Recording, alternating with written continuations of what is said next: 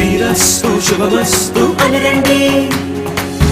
అచ్చ తెలుగింట్లో పెళ్ళకి అర్థం చెప్పారంటూ మెచ్చదగు ముచ్చట ఇది అని సాక్ష్యం చెబుతామంటూ చెవులంతా కొట్టేలా జరిపిస్తామండి.